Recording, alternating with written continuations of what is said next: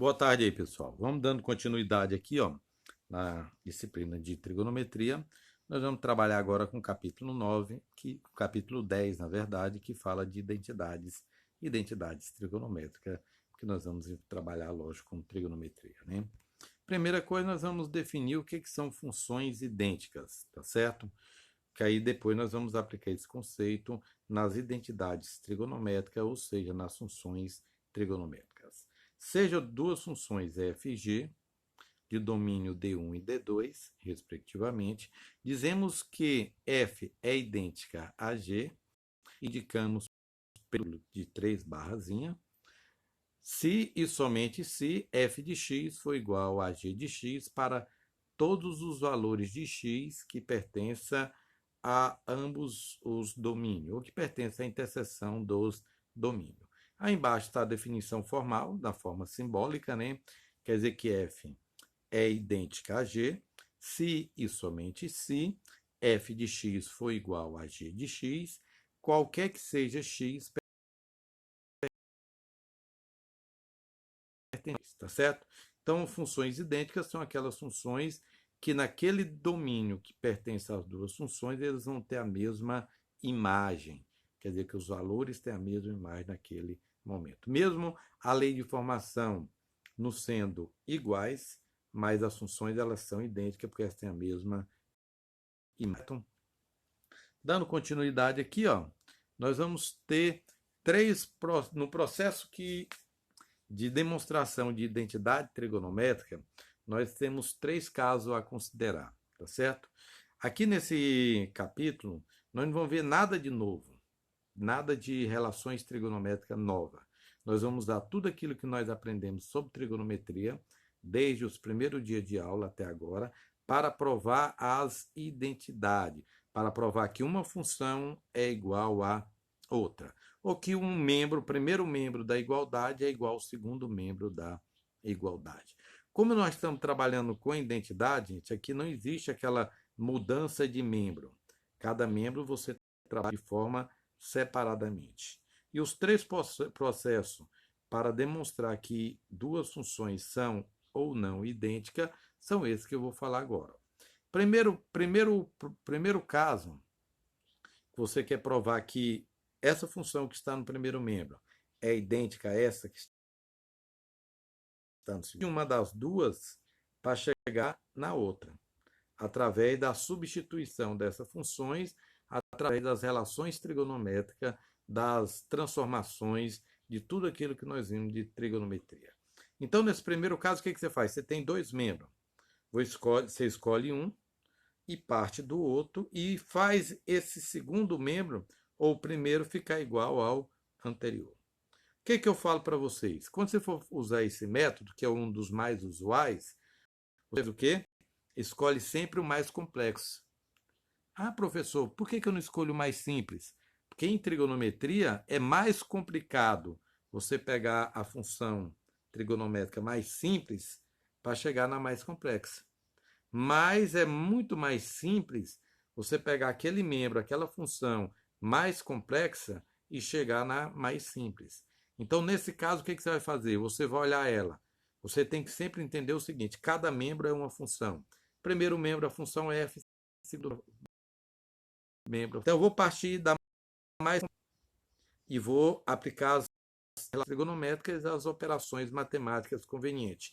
E até chegar a essa primeira. Esse é o primeiro caso. O segundo caso, também bastante usual, é quando se você tem os dois são. Não dá para você chegar a partir desse e chegar nesse. Às vezes dá, mas dá muito trabalho. O que você faz? Usa o segundo caso. Trabalha os dois independentemente. Vai fazendo as operações, aplicando as relações trigonométricas e as transformações trigonométricas. Pronto. Quando chegar no final, ambos vai chegar ao mesma função h. É o que diz esse teoremazinho aí, é baseado nisso. Ó.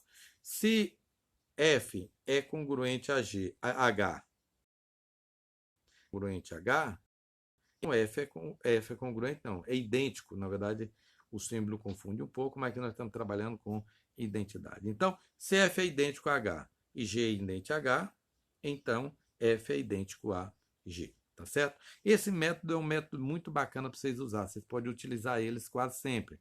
Desenvolve ambos os membros, a não ser que a função de um dos membros seja muito simples, que não tem muito que você fazer transformações nela. Então você trabalha mais complexo e pronto, a não ser que trabalhe as duas. O terceiro e último caso, o último processo, que nós temos, a função G são idênticas, o que eu vou fazer?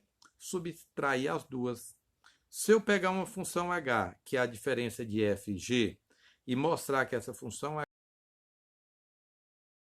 h, automaticamente eu vou estar mostrando que f e g são idênticas naquele intervalo, tá certo?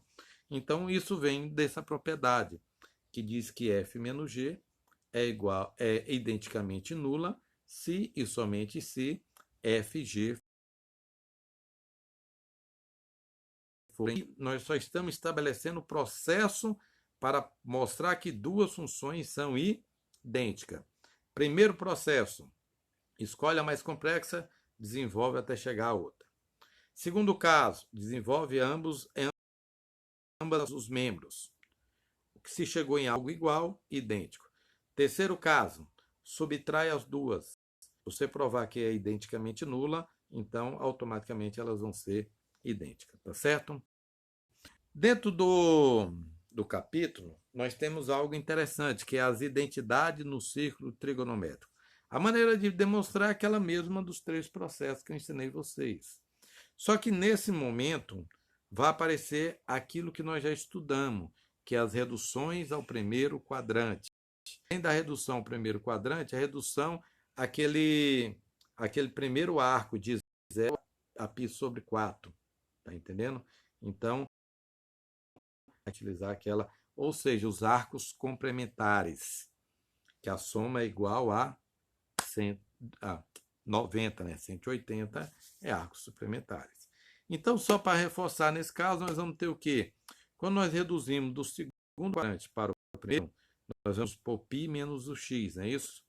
Lembrando que o seno no segundo quadrante é positivo e o cosseno é negativo. Então, por isso que está lá a primeira relação lá. No terceiro quadrante, nós sabemos que o seno e o cosseno são negativos. E a redução é x menos π. É o que está lá, ó. Seno, então os dois são negativos. No quarto quadrante, nós sabemos que o seno é negativo e o cosseno é positivo.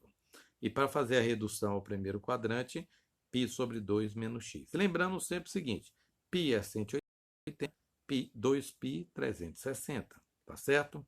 Uma outra redução interessante, ou nem, às vezes nem nós estudamos como redução, que são os arcos complementares, quando você tem um ângulo que está compreendido entre π sobre 4 e π sobre 2, nós temos como reduzir ele para um arco compreendido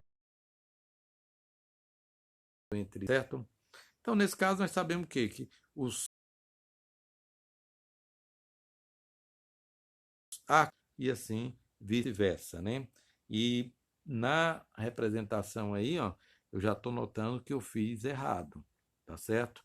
Quer dizer que o seno x é, na verdade, o cosseno de π sobre 2 menos x.